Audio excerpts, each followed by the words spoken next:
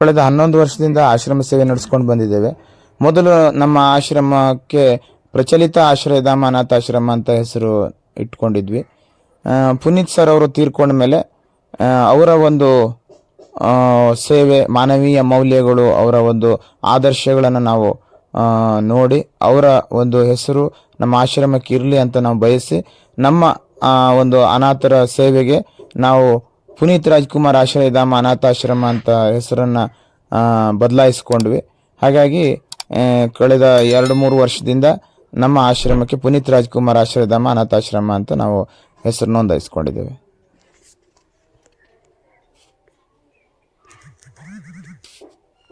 ಈ ಅಜ್ಜಿ ಹಾವೇರಿ ಜಿಲ್ಲೆಯ ಹಾನಗಲ್ನವರು.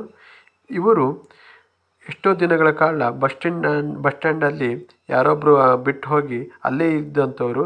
ಇವರಿಗೆ ಸರಿಯಾದ ಒಂದು ವ್ಯವಸ್ಥೆ ಸಹಿತ ಇರಲಿಲ್ಲ. ಆದರೆ ಪೊಲೀಸರ ಸಹಾಯದಿಂದ ಇಲ್ಲಿ ಅನಾಥಾಶ್ರಮಕ್ಕೆ ಕರ್ಕೊಂಡ್ಬಿಟ್ಟು ಹೋದರು. ನಂತರದಲ್ಲಿ ಅಜ್ಜಿ ಒಳ್ಳೆ ಗುಣಮುಖರಾಗಿ, ಒಳ್ಳೆಯ ರೀತಿಯ ಆರೋಗ್ಯವಂತರಾಗಿ ಹಾಗೂ ಒಳ್ಳೆಯ ರೀತಿಯಲ್ಲಿ ಇಲ್ಲಿ ಜೀವನ ಮಾಡ್ತಿದ್ದಾರಂತ ಅವರಲ್ಲಿ ಬಾಯಲ್ಲೇ ಕೇಳುವಂಥ ಅವಕಾಶ ಸಿಕ್ತು. ಇವರು ಮಾನಸಿಕವಾಗಿ ಅಸ್ವಸ್ಥರಾಗಿ ಯಾರು ಇವರನ್ನು ನೋಡಿಕೊಳ್ಳದಂಥ ಸಂದರ್ಭದಲ್ಲಿ ಇವರನ್ನು ಅನಾಥಾಶ್ರಮಕ್ಕೆ ತಂದು ಬಿಟ್ಟಂಥ ಸಂದರ್ಭದಲ್ಲಿ ಇಲ್ಲಿ ನಾಗರಾಜ ನಾಯ್ಕ ಆಗಿರ್ಬೋದು, ಅವರ ಮನೆಯವರಾಗಿರ್ಬೋದು, ಇವರನ್ನು ಉತ್ತಮ ರೀತಿಯಲ್ಲಿ ನೋಡಿಸ್ಕೊಂಡು ಇಲ್ಲಿ ಜನಗಳೆಲ್ಲ ಎಲ್ಲರ ಪ್ರೀತಿ ಸಮ್ಮುಖದಲ್ಲಿ ಇವರು ಈಗ ಒಂದು ನಾರ್ಮಲ್ ಆಗಿ ಜೀವನ ನಡೆಸುವಂಥ ಸ್ಥಿತಿಗೆ ಬಂದಿದ್ದಾರೆ. ಜೊತೆಗೆ ಇವರಿಗೆ ಅನಾಥಾಶ್ರಮದಲ್ಲೇ ಮದುವೆ ಮಾಡಿಕೊಟ್ಟುವಂಥ ಒಂದು ಸುಂದರವಾದ ಕೆಲಸವನ್ನು ನಾಗರಾಜ್ ನಾಯ್ಕರು ಮಾಡಿದ್ದಾರೆ. ಇದಕ್ಕೆ ನಿಜವಾಗ್ಲೂ ಅವರಿಗೆ ನಾವು ಧನ್ಯವಾದವನ್ನು ಅರ್ಪಿಸಬೇಕು. ಇವರು ಕೃಷ್ಣ ಭಟ್. ಇವರು ಹೊನ್ನಾವರದಿಂದ ಬಂದಂಥವರು. ಇವರು ಸಹಿತ ಆರೋಗ್ಯದಲ್ಲಿ ಭಾರಿ ಒಂದು ಸಮಸ್ಯೆಯಿಂದ ಇಲ್ಲಿ ಬಂದು ಸೇರಿಕೊಂಡು ಈಗ ಹೆಂಡತಿ ಮಕ್ಕಳು ಇವರನ್ನು ಮನೆಯಿಂದ ಹೊರಗೆ ಹಾಕಿದ ಸಂದರ್ಭದಲ್ಲಿ ಇಲ್ಲಿ ಅನಾಥಾಶ್ರಮಕ್ಕೆ ಬಂದು ಇವರು ಇಲ್ಲಿಯ ಕುಟುಂಬದವರೇ ಆಗಿ ಈಗ ಒಂದು ಉತ್ತಮ ಜೀವನವನ್ನು ನಡೆಸ್ಕೊಂಡು ಹೋಗ್ತಾ ಇದ್ದಾರೆ. ನಿಜವಾಗ್ಲೂ ಒಂದು ಸಂತೋಷದ ವಿಷಯ.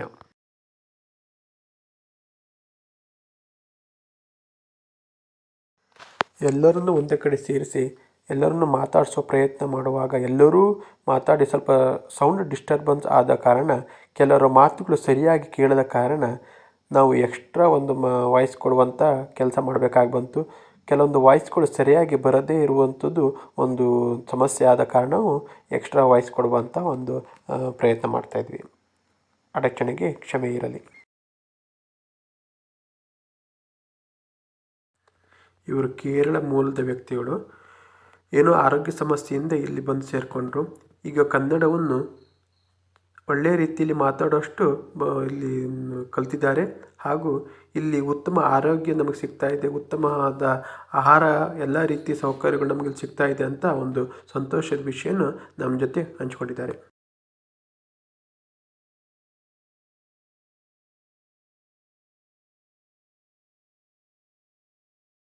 ಮಲೆನಾಡು ಮೀಡಿಯಾದ ಸಂಸ್ಥಾಪಕರಾದ ವಿನಾಯಕ್ ನಾಯ್ಕರವರ ಮಗನವರಾದ ಆದಿತ್ಯ ವಿನಾಯಕ್ರವರ ಜನ್ಮದಿನವನ್ನು ಈ ದಿನ ನಮ್ಮ ಆಶ್ರಮಕ್ಕೆ ಬಂದು ಹಣ್ಣು ಹಂಪಲು ಹಾಗೂ ಅಗತ್ಯ ವಸ್ತುಗಳನ್ನು ವಿತರಿಸುವ ಮೂಲಕ ಅವರು ಆಚರಿಸಿಕೊಂಡಿದ್ದಾರೆ.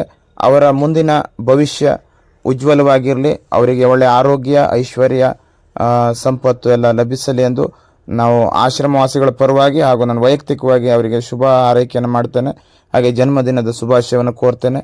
ಹಾಗೆ ತಾವೆಲ್ಲರೂ ಇದೇ ರೀತಿಯಾಗಿ ನಮ್ಮ ಆಶ್ರಮಕ್ಕೆ ಬಂದು ತಮ್ಮ ಜನ್ಮದಿನವನ್ನು, ಮದುವೆ ವಾರ್ಷಿಕೋತ್ಸವವನ್ನು ಆಚರಣೆ ಮಾಡಿದರೆ ನಮಗೂ ಕೂಡ ಒಳ್ಳೆಯದಾಗತ್ತೆ, ಆಶ್ರಮವಾಸಿಗಳಿಗೂ ಕೂಡ ಒಳ್ಳೆಯದಾಗತ್ತೆ ಅಂತ ನಾನು ಈ ಮೂಲಕ ಕೇಳ್ಕೊಳ್ತೇನೆ. ಎಲ್ಲ ಪೋಷಕರಲ್ಲಿ ವಿನಂತಿಸಿಕೊಳ್ಳುವುದೇನೆಂದರೆ, ನಿಮ್ಮ ಮಕ್ಕಳ ಜನ್ಮದಿನ ಇರಬಹುದು ಅಥವಾ ವಿಶೇಷ ಸಂದರ್ಭಗಳಲ್ಲಿ ನಿಮ್ಮ ಸಂತೋಷವನ್ನು ಇಂತಹ ಅನಾಥರ ಜೊತೆಗೆ ಹಂಚಿಕೊಳ್ಳುವ ಮೂಲಕ ನಿಜವಾದ ಮಾನವೀಯ ಮೌಲ್ಯಗಳನ್ನು ಉಳಿಸಬಹುದು.